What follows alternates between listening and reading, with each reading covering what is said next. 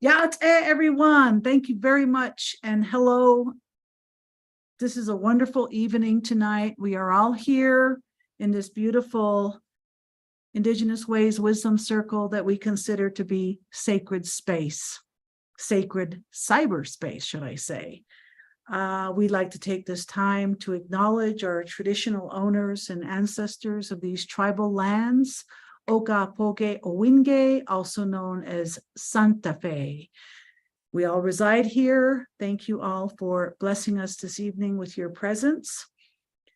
So this evening is exceptionally special to many of us here tonight because we have a serious woman of power, love, vision, manifesting powers, collaborating powers, and most of all, belief in humanities as a career.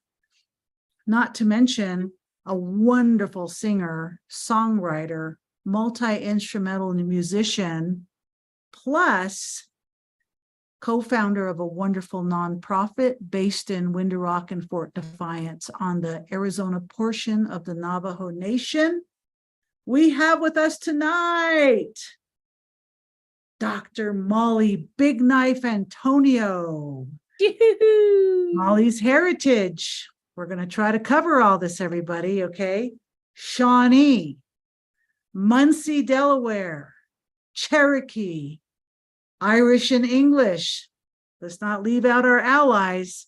She is a professor at Prescott College and also is the executive director of the nonprofit based on the Navajo Nation called Pollen Circles, Inc. And if you want to know more about this nonprofit, it's really aimed at teaching the youth and all generations how to live when everything shuts down and we have to go back to basics, including whittling, sparking fires to make light fire happen, making knives out of the elements, and so much more that Molly's nonprofit offers to the people. Everyone, let's give it up for Dr. Molly Big Knife. Woo! Thank you, Molly, for joining us tonight. We cannot wait to hear from you. So why don't we get started with just a short portion of your life story so we can, as we start this interview, get to know you and like your early beginnings and the fabric of your youth and some of the visions, challenges, blessings that you've encountered as you've been on this earth walk. Thank you for joining us. Oh, thank you, Tosh and Elena and Indigenous Ways and all the interpreters and the beautiful people that have shown up here tonight. Thank you so much for supporting Indigenous Ways and being here to see what I have to say a bit. So I grew up in northeastern Oklahoma in Tulsa. My tribe, my Shawnee tribe, is located in northeastern Oklahoma around Veneta, White Oak, and now their tribal headquarters is in Miami, Oklahoma, or as they say, they're Miami. I grew up in the city, but luckily I grew up at a time where kids played outside all the time. So I was able to climb trees and run through the grass and play in the creeks. And even though we were in the city, I was very close to the Arkansas River and its tributaries. So that was my playground. We had lots of animals, and nature's always been near and dear to my heart. My dad is an artist. My mom's an artist, but she had to work as a nurse to help support the family. And my dad had a job too, but I was exposed to art all my life.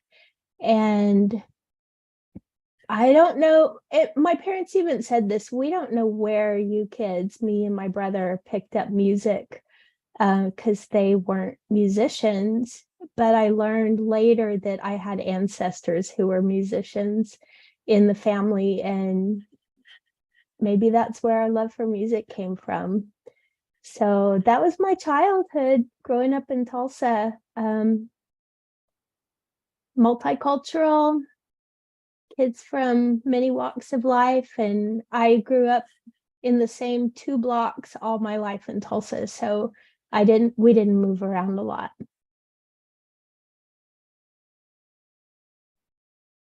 That's interesting that you were able to still make those connections, even though you had concrete around you and pavement and tar and all this, brick, square edged, jaggedy Right. kind of stuff that, comes from our other culture that descended here from Europe. But the indigenous is usually kind of round and all that kind of stuff. And you mentioned the trees and the animals, which I'm hearing a lot of curves and a lot of movement and all that kind of stuff. So since we mentioned 5 cultures, which I would love for us to talk about every single one of them, and I'm sure you'd have some context to all of your cultures as you name them, which thank you for doing that. I really love people when they are able to do that. Tell us about the Shawnees. I mean, the Shawnees we know Shawnee means one of many tribes in Oklahoma, but where did Shawnee come from? And did all of the Shawnees was it on the Trail of Tears? When did that happen? And did some of the Shawnees end up staying back? And is there other pockets of your tradition and culture still alive in other parts other than Oklahoma? Yeah, thank you for that question. So the Shawnee people are northeastern woodland. They're Algonquin, and from what I have read in history, they were all over every state, what we could now call states that are east of the Mississippi River, very nomadic. It's my understanding that they had different bands back then, 5 primary bands who would come together at different times and then split apart and go live their lives, in different parts of the country on that side of the east of the Mississippi River. But by the time the colonial settler encroachment and military were coming in, my band was in northwestern Ohio in a region called Hog Creek and Wapakoneta, which is near Lima, Ohio, sort of in that region. And we have the military muster rolls of 1830s, like around 1830 and 1832, that has our ancestors on those rolls. And we were moved to Kansas. It wasn't the Trail of Tears, but it was very similar. So, of course, they moved people in the middle of winter and horrible conditions, but we ended up getting land allotments in Kansas back in the 1830s. Around the 1854, the government reduced the number of land allotments and acres in Kansas. And so my band ended up moving into Northeast Oklahoma and were put under the Cherokee Nation at the time. So for a long time, we were called the Cherokee Shawnee. But in 2000, my band, which used to be called the Loyal Shawnee, ended up getting our own independent sovereignty and federal recognition as the Shawnee tribe. And there are other bands that absentee around Oklahoma City. And the Eastern Band is right there in Miami, Oklahoma, where we are near there. So 2 of the Shawnee bands that exist today are right close to each other and are pretty close. They share potlucks and dances and teachings and meetings, and it's a really nice relationship. I was looking at your picture the other day, looking at our Indigenous Ways website, and I went, Shawnee, I want to write something to Molly, but I want to put it in her language, at least the intro part. So I went to Google and I put Shawnee language. Hello, how are you, where are you from? And I was really pleasantly surprised to see that you do have the Shawnees have language still, and that it is actually written. Of course, I couldn't understand it, but there's this, as you know, historical perspectives from the settlers, and then moving past that negative image of Indigenous people into the romanticized version of Indigenous people, which I think art had a lot to do with it. Just the beauty of Indigenous dress, and the males and the females, and the horses and the teepees and the women, and just babies, just such beautiful, exquisite artwork coming from the elements. But yet at the same time, life probably is more hard for the people back then than what the pictures depicting in the paintings, say in the late 1800s, early 1900s, into the mid 1900s. So all those romanticized versions of tribes, how do you feel about the depiction of your tribe? And is there any truth to some of that romanticized version of the beauty of Shawnee?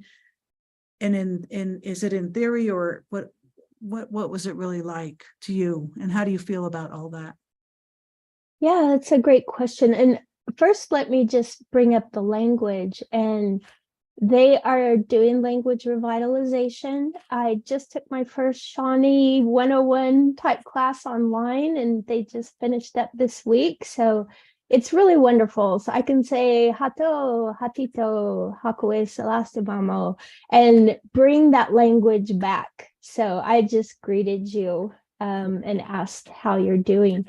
So I plan on continuing that, and I'm really grateful for technology to bring the language, to us who are scattered throughout the country now. As far as, I'm not aware of a lot of romanticized Shawnee depictions, as far as, I don't know, maybe it's so in the movies, but I do know there's a lot of place names. And being from, the Shawnee used to be in Ohio so strongly, there's still a lot of Shawnee names there. Chillicothe, Piqua, but also there's like Shawnee schools and Shawnee counties and Shawnee, with the name Shawnee, probably the Shawnee National Forest. So it's the names go to these places, but I wonder if people in those areas know anything about the Shawnee. I don't know. I don't know if they teach that in school, or what kind of education people get on those place names. Yeah, I think the most romanticized individual from our tribe would be what most people know as Tecumseh. And I believe his name is Tecumseh, is how you say it in Shawnee. Oh, But do you mean Tecumseh? Tecumseh? Yes. Oh, I want to learn more about him. I see his name everywhere. What was so good about him? Well, it's my understanding that at the time when there was settler encroachment coming into the lands, they were just getting, deeper and deeper into the country. He wanted to go and band all these different tribes together from the north to the south and form an alliance against the encroachment. And it was working, but things happen. His brother was trying to hold down the home site, I guess, up in Ohio, and there ended up being attacks and battles, and it kind of fell apart. I'm not very good at expressing all the pieces of that history that happened, but I do know that Tecumseh tried to form an alliance of intertribal, which was very unique at that time for the number of tribes he was bringing together. And I think it could have worked, at least for a while, but he was a pretty powerful leader. sounds like nonprofits these days. A lot of nonprofits are becoming very intertribal, Mm, whether they're Eurocentric concoctions and creations, or whether it's Indigenous led or African American led or queer led. It's just, there's just all these people jumping in and bridging, using this lens here to bridge cultures, because it's, distance plays a big role too. So there's mhm. blessings. Thank you for acknowledging this platform for us to be together tonight. Thank you for saying that. So I know you married into the Dene culture. Mhm. How does that feel being a Shawnee living on the Navajo Nation? Do you feel like a part of you has, like, how does that work? Or is there any similarities, juxtapositions with the Shawnees and the Navajos? And of course, you have children, so your DNA and your husband's DNA, you have 3 children that are going to walk with that blood forever. And that's beautiful, that DNA. Yeah, so I do have 3 children. My oldest is 31, and then my oldest son, my next son is 28, and my youngest is my daughter, who's 25. And they were raised on the Navajo Nation. They're in Window Rock area. It was really beautiful. We're very traditionally focused with ceremonies and healing ways, and my children were all in Navajo immersion with it reinforcing the language and culture in our lives. And it was mostly Navajo at that time, the Dene, but they did have some teachings from the Shawnee. They have been to some of our ceremonies when they were small. But it was a beautiful blend. There were juxtapositions, like just as an example, when you go into a ceremony, most ceremonies with on the Navajo Nation, you enter and go clockwise. But with our Shawnee dances, we dance counterclockwise. So it's, we're always kind of like this, trying to weave those different cultures together so that you can have a beautiful path for your kids and for the community and who they're going to be in the world. So I'm hoping that we did the best we could at weaving those 2 beautiful ways together for them. And they've turned out to be incredible people. I'm just so amazed with them every day. They blow my mind. They're everything I could have wanted and more.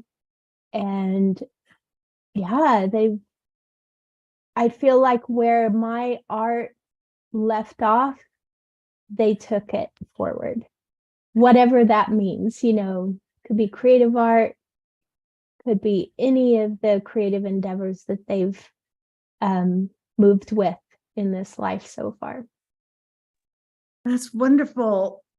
So I understand you're visiting your daughter out of state, and I'm wondering if towards the end of the show, if your daughter would be willing to come say hi to us so we can just kind of like say hi to your daughter. Is that possible? Is she in the house? She's in the house. She's not in the same room. So Okay, maybe later. We'll try. Yeah. Okay.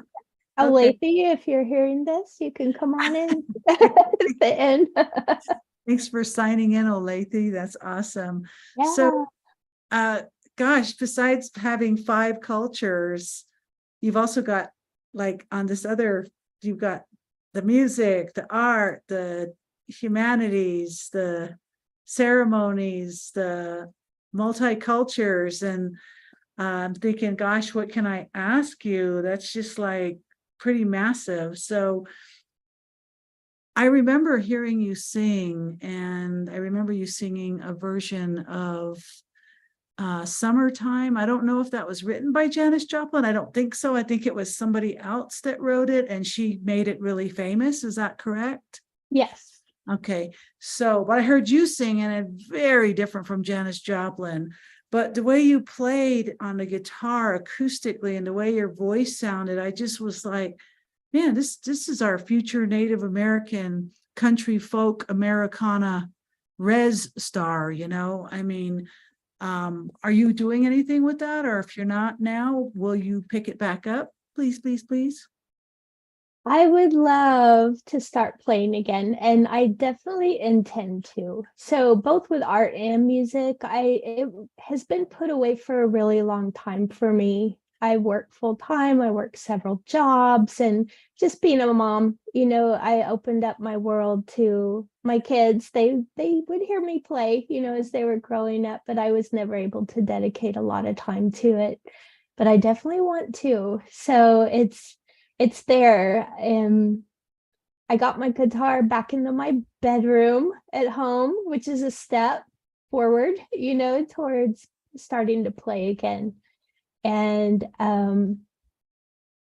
Tosh and I used to play and sing together when we were students at the Institute of American Indian Arts in the early 90s. And that's how we met. So it just warms my heart that you've gone on, you and Elena, to do the amazing music you've done with IndigenousWays. So if some of you who popped on, if you've never heard IndigenousWays, look it up. They are mind-blowing. Wow. I have to admit, IndigenousWays is really good. But I want to talk about IndigenousWays, but not tonight. What I'd like you to do is come and play with IndigenousWays. Better yet, let's do a concert for you through Indigenous Ways. If you can put 7 songs together, we can have you come to Santa Fe. We got all the equipment. We've got the platform for you, and we can put you on. Oh, well, give me some time. Okay. 7 songs. It doesn't have to be original. It can be anything you do is beautiful, Molly. So what about your artwork? What kind of artwork do you, I don't remember. I think you were a sculpture person, right? You worked in alabaster or something? Yeah, I loved it all. So sculpture was my absolute heart. I worked in clay, I worked in metal, I worked in stone, alabaster, but I also did jewelry and drawing and printmaking. Wow. Yeah, so traditional pottery as well as the more contemporary ceramics. I loved all of it. I still do. And I've started doing a little bit of printmaking earlier with my daughter. She's an amazing artist, and I was really supporting her art. And she does a lot of printmaking. So I was getting to play around a bit when we would have her tools set up for her to print. Wow. I'm sure if you get back into art, you'll be blown away catching up to the digital art movement with the new technologies they have in printmaking, which makes it safer health-wise, and just all kinds of movements and maintenance value that's been put on art to keep people safe. Because before, we used to paint our houses with lead paint. That's like poison. Yeah. So wonderful. So it's never too late. For me, I always say, look at Buffy St. Marie, everybody. Look at Joy Harjo. Look at people that are just out there still making it happen. Sonia, Disappear Fear, Shelley Morning Song, Phobe, just all these musicians that are just like grandparent age and still rocking the free world, man. It's just amazing. Very, very hopeful for us aspiring musicians to keep going and keep creating and keep practicing no matter what. And that reminds me of something my ceramics teacher told me. Karita Coffee, Comanche, she said, Molly, you might leave your art for a while, but your art will never leave you. Oh my God, is Karita here tonight? And that it made me feel so good that I knew that one day I'll be returning, and it'll just be there ready when that time comes. And the same with music. Awesome. Did you know that our Karitas are on our board? I did not know that. I love that.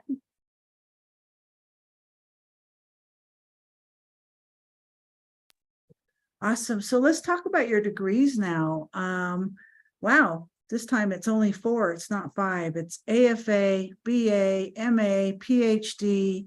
So my question is, do these majors, disciplines, if you will, juxtapose, or is there paradoxes, new surprises, or do they kind of somehow all kind of now make this title from all these accumulations and accreditations to your title, Dr. Molly Big Knife? I mean, has all of those benefited you? And talk to us about your degrees. Yeah, I think they all benefit and build on each other. So starting out with the art, my AFA, eventually I went on to get my bachelor's degree so that I could help run a youth program in the outdoors, where we did a lot of culture, and there were arts-based pieces to that as well. And then the master's ended up being in adventure education, which helped support the work that I was doing with Indigenous youth in the outdoors. And always there was a creative element to that. And that really helped me along the way when I was working with kids in the Indian Health Service with an outreach program.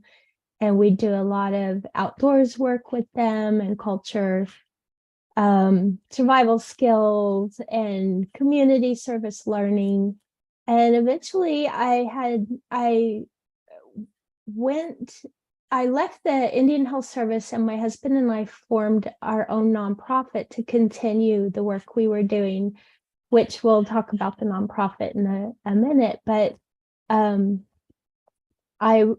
while I was doing my nonprofit, I had the opportunity to start teaching at Prescott College remotely online for adult learners. And along the way, the college had a PhD program emerge, and I applied and got accepted and was able to continue the work that I was doing through the sustainability education degree, the doctoral degree, which also focused on Indigenous populations. And my dissertation was working with the Navajo weavers, which brings that art element back and brings it full circle.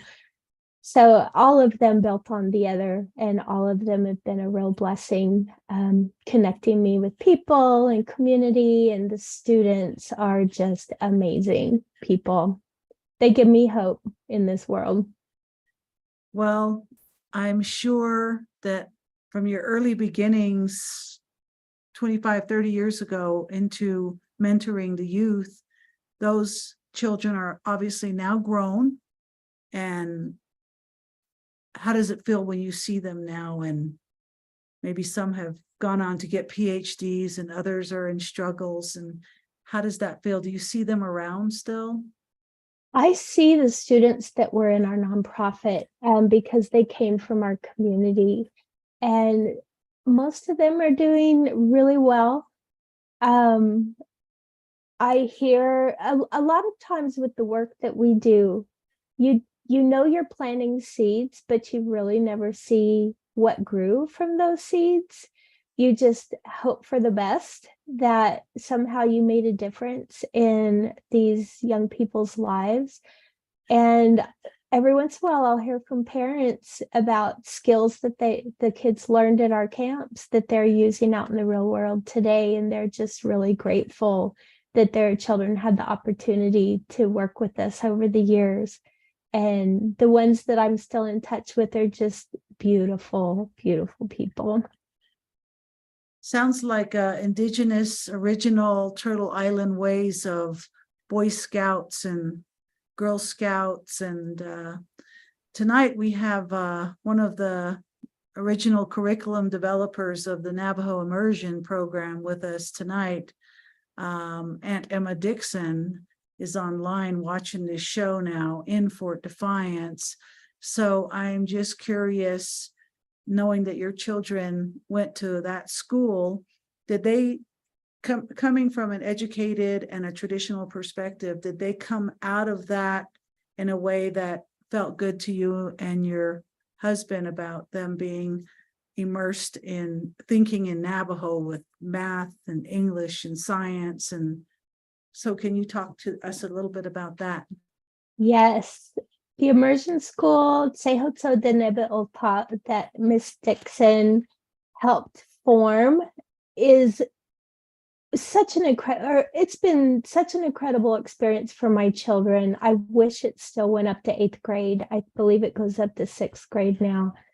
But it shaped my children in ways that I don't think would have otherwise happened without those amazing teachers. And bringing in that dual language, the synapses that are formed in the brain, and just that respect. And there's I guess the respect is something that I see in these students that really stands out. There's a respect for elders, a respect for culture, and they carry themselves in a way that I don't know how to explain it.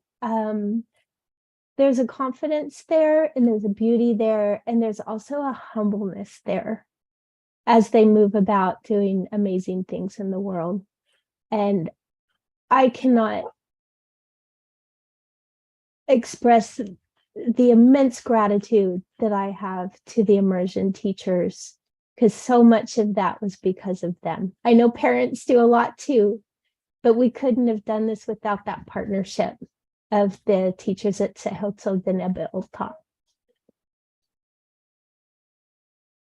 I wish that everyone had an opportunity to experience immersion program education, because that includes culture with, you know, the regular classes that people have to take. So I think the world would benefit from that for sure. So who knows, maybe it'll be something that will kind of maybe it'll spread, and all students will have multiple cultural experiences in education. I think that's beautiful. So I hope so. Yeah, talk to us about your nonprofit, name of it. When was it co-founded, founded? When did you get incorporated? What's your vision, and what is the theme? What are your values?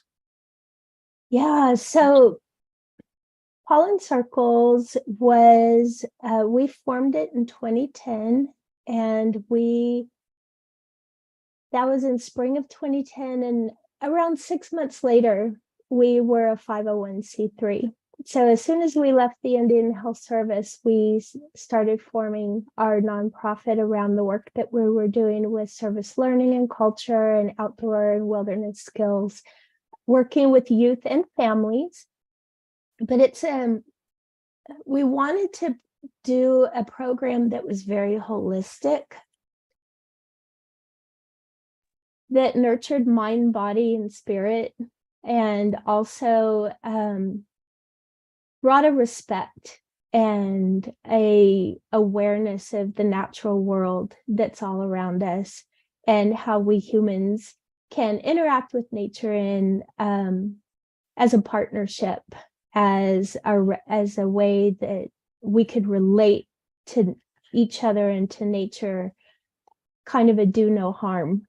You know, how can we move about the world and share these resources and spaces in respectful ways? And the way we did that was through indigenous technologies. Some call those primitive skills, but indigenous technologies. We also would have elders come in and teach different cultural skills and knowledge. We'd do plant walks, we'd go tracking, we do fire making, shelter making, how to watch the weather, where to find water.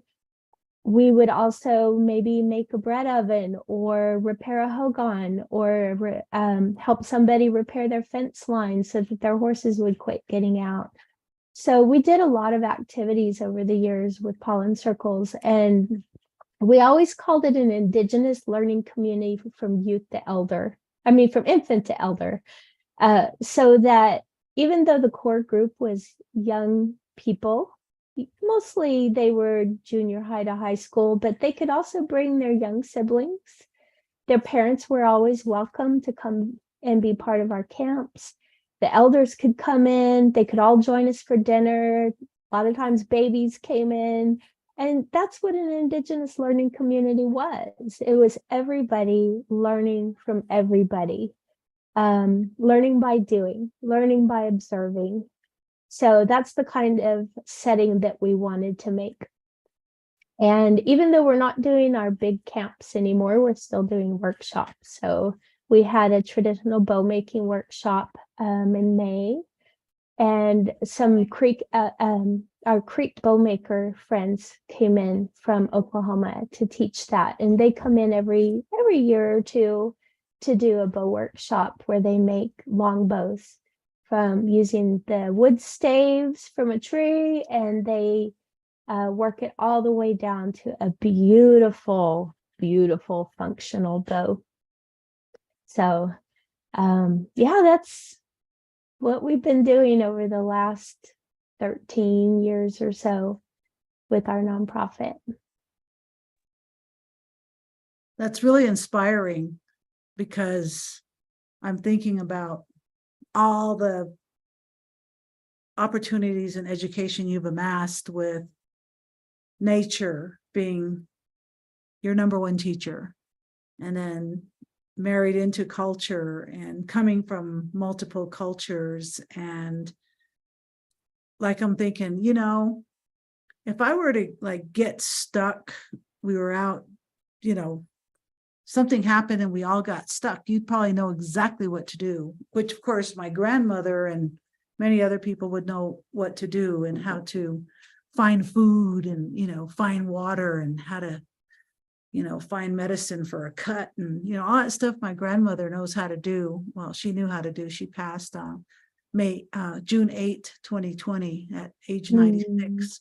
Oh. But so thank you for that, Molly. What does it take to have a successful nonprofit? And I know we're talking about the vision and the mission and all that beautiful beauty in a nonprofit, meaning nobody's getting rich from this, but we're making it happen. What does the interior work look like to be an executive director? What are some of the duties in its full capacity for you? Yeah, so you've got to keep up with the grants, writing those grants, reporting on those grants, and you have to keep up with the state requirements as far as filing, federal filing, whatever schedule they have you on, whether it be annual or quarterly. You have to pay people and make sure that that's reported. Yeah, and we also have a board that helps, guide us along. That they're all Native, and now they're all women. So this is, as of this year, we are all female board. Yeah, so it's a lot of technical behind the scenes, which hopefully when you're out in the field doing the work, nobody knows that. Nobody really sees what's going on behind the scenes, and you want it to be that way if you're doing what you need to do and getting the funding you need, and it's all going smoothly. But we're so grateful for our grant funders. We could not do this without our grant funders. And we've had a lot of individual donations over the years, and they're our gold, they're our silver, they're what helped keep us going.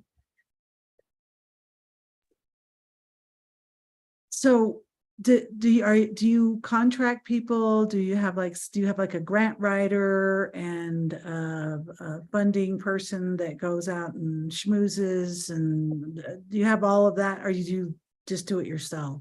I do it myself. I do all of it, pretty much. But we do have contract workers that come in during our camp. So our instructors are paid as contract workers, and they'll come in from all over and help us, or elders from the community might come in, and they all get a stipend or honorarium or whatever we've worked out for their services. So yeah. That's neat. That's neat. Well, thank you for that work. We need more of it. We need it everywhere. We need this kind of teaching. We must not forget the way it used to be, just because now everything's click, click, click. You know, people are getting their food delivered, their vitamins, their medication.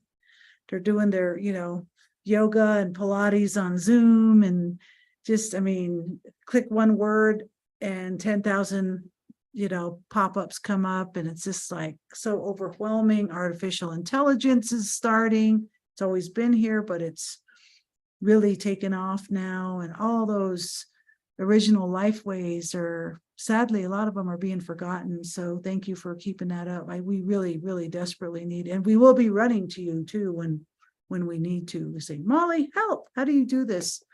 How do you I'll do my best. feed in the best way possible that it'll grow and we can feed a family? So overall, with your life ways and all the varieties of cultures, education, artistic mediums, spiritual practices, motherhood, grown children still very involved in their lives. There are certainly adults making choices for themselves now. You can't tell them what to do anymore. But yet you're still working all these jobs and pretty much a successful, it's what it looks like. It's like a very successful person with whatever you put your mind to. What gives you inspiration to keep going like this? Wow. All the children really are my inspiration. My children are right up there. They were my inspiration to be able to actually start doing the work I was doing so that I could expose them and their friends and the other kids in the community to nature and culture, and just that Indigenous community of learning. So my children are my inspiration, and all the children out there.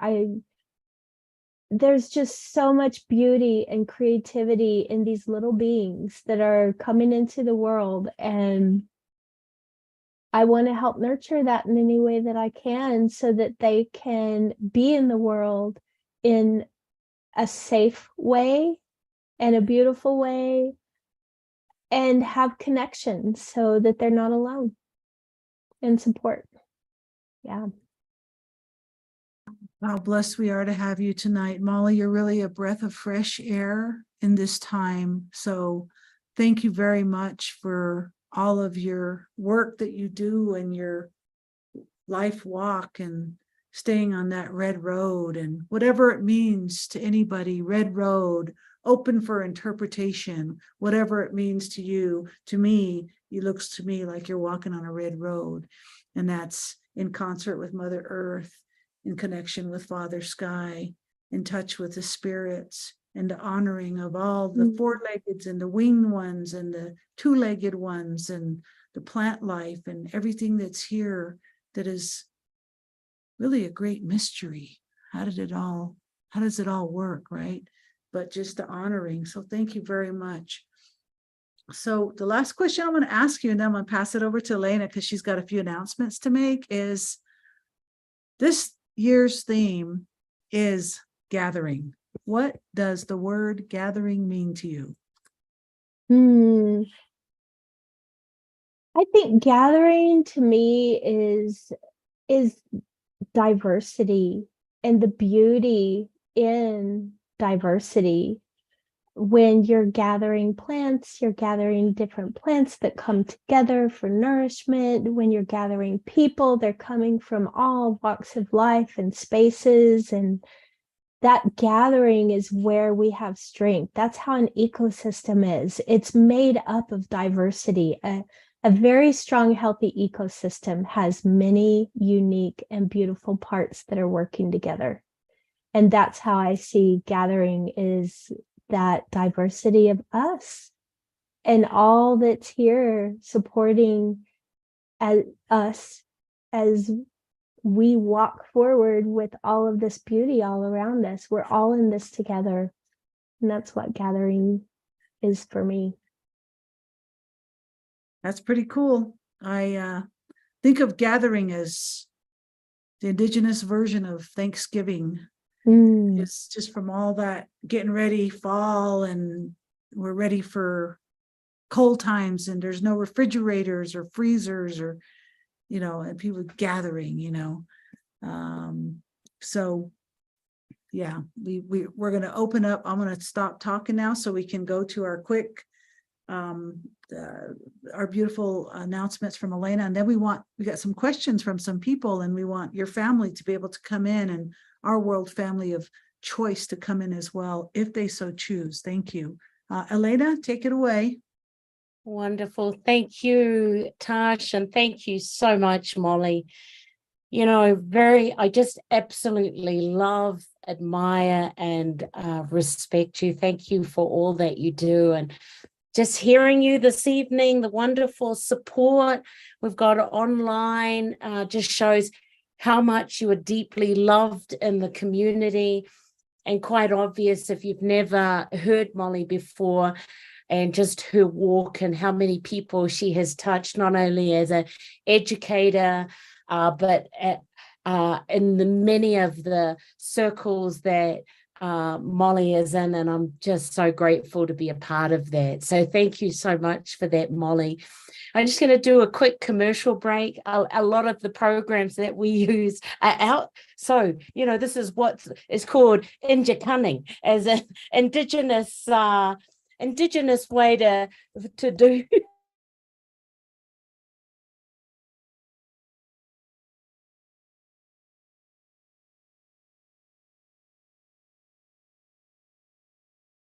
So each month, the third Wednesday of each month, we have the Indigenous Wisdom Circle, where you are now. We are really delighted to have our next wonderful presenter all the way from Hawaii. Her name is No'olani, or Dr. No'olani Rista. Very, very excited to have her. She is an Indigenous historian of Hawaii and also the US. She is also the director of Indigenous Studies Program and associate professor in History and Classical Studies Department. So please beam in Wednesday, 18th of October, 6 to 7 p.m. And also what will happen is in the next 48 hours, if you want to share the presentation with Dr. Molly Big Knife Antonio, you can. She is going to be part of our archive of over 200 presenters that we've had from the 1st of April 2020. That's on our website, IndigenousWays.org. So please share that with your friends, or if you're beaming in on social media, please share that link. And also subscribe to our newsletters or any of our social media pages. We are very grateful, and this is something Molly said as well with the nonprofit Pollen Circles, is from grants. And so we're very grateful to have these presentations. There's no cost, thanks to our major funders, including the National Endowment for the Arts, the City of Santa Fe Arts and Culture Department, the Santa Fe Community Foundation, and New Mexico Arts, making this possible. We're very grateful for them, and also to all of our individual donors who make this program possible supporting Native American, Indigenous, our rainbow, LGBTQIA2+, and deaf and hard of hearing presenters. So let me just, usually by now I just push a button and another screen comes on, which is really wonderful. I have to really think about this one. Oh no, see of me thinking, I can't kind of coordinate it. But anyway, we were very blessed to finish our festival season, the Indigenous Ways festival season. We had 3 of them this year. We started last year, and it was something that Molly was talking about, the gathering, bringing people together, celebrating our indigeneity, our differences, our likeness. For us as Indigenous Ways, there's been a wonderful way of really celebrating the communities that we represent. And so our wonderful filmmaker, Ramona Emerson, who has just put out a wonderful book called Shudder. She's not only making a documentary with a wonderful team, including Laura Cook, who's here, also a couple of other people about Indigenous Ways. But this is one of the clips I just want to share with you about August.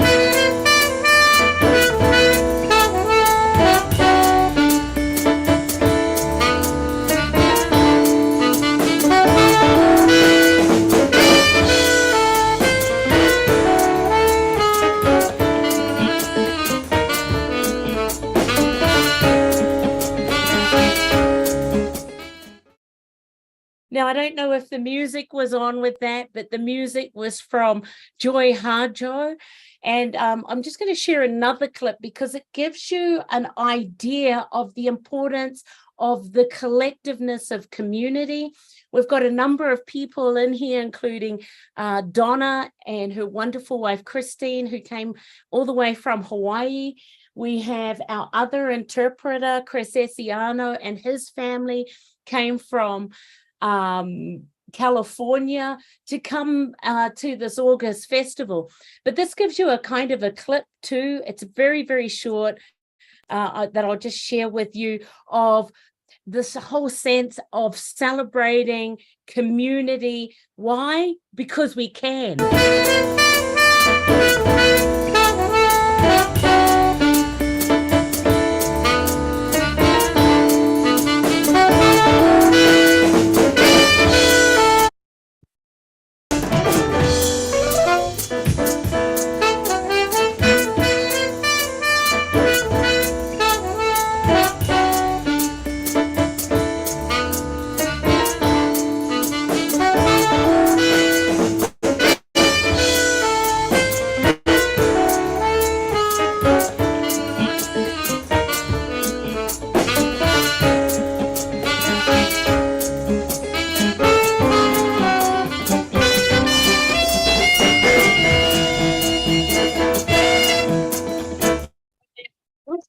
Right on. Well, we finished the season there having Joy Harjo, 3-time poet laureate, finishing off everything. We were just so honored to have her, as well as Larry Mitchell, as well as Charlie Lowry, and also Black Belt Eagle Scout. A wonderful collection of food vendors, artisan vendors, a number of workshops that were going on, just engaging the community and celebrating the community. So we're looking forward to our 2024 season. And, you know, with that, you know, this is that wonderful time. Now we're going to invite all our people online, if you wish to turn on your cameras. Come in if you've got any questions for the beautiful Dr. Molly. I also want to acknowledge the CSUSM students who are here. And then Tash, I'm going to just leave it to you as Destiny and I do our back end thing. Okay, thank you very much. First of all, nice to meet you, Olathe. Your mom talks about you all the time. And I am going to hand it off to whoever is so bold to say hey to Molly. Who wants to start?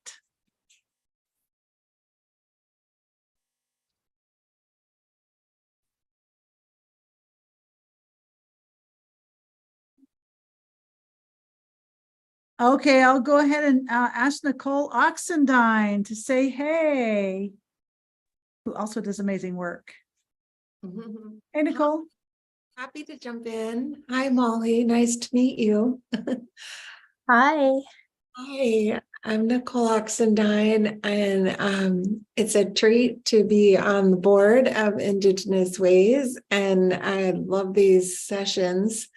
I'm really intrigued to hear more about the weaving, and I was distracted. I was a little slow on the uptake because I was reading the chats over here. We have an active chat stream going on, and I was noticing that Rose was asking about weaving works. Have you done any weaving work since you graduated from the doctorate program? And I am also quite interested in weaving and unweaving things. So if there's more that you could say about your weaving, I'd love to hear it. Sure. Yes, I was working on some weavings after the doctorate program with my teacher, Eileen Nagel, who is from the Ganado area. I haven't been weaving in this past year. It's just been really busy, but yeah, the Navajo weaving techniques are so beautiful and complex. And there's just something about the whole weaver and nature relationship with the sheep and the land and the culture and the ancestry that all comes through in that weaving process that is really beautiful. Every time you look at a rug there or a tapestry that has been woven, there is so much history and love from all directions in that piece. And I hope to pick it up again very soon. I've got my loom waiting.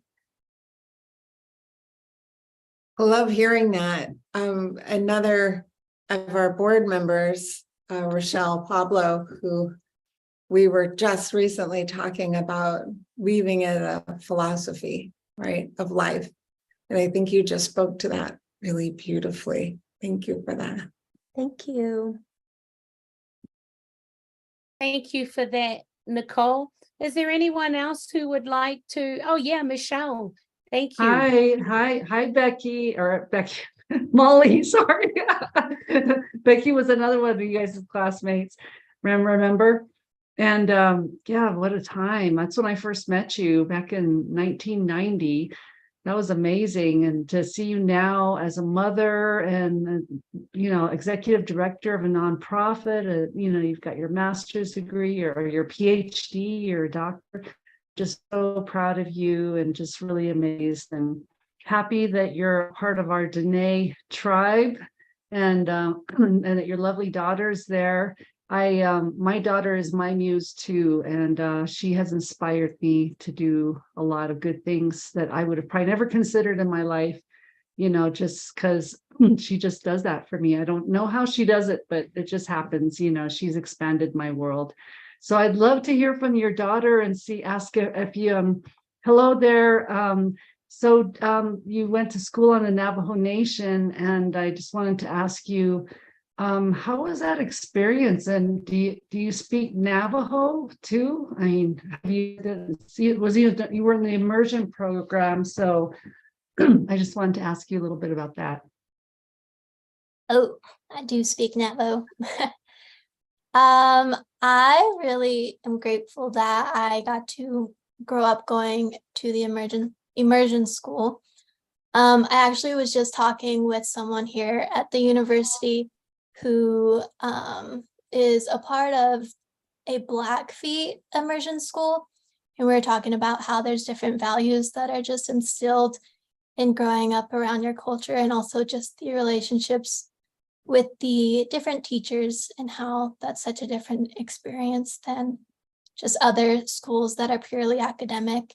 And I think we, like my mom said earlier, definitely carried a lot of those values. All of the students carried those values as we entered different spaces. Great. That's Well, awesome. Thank you. I wonder if Emma can come on for a minute. Emma, would you like to show your camera so we can all see you? Emma, are you there?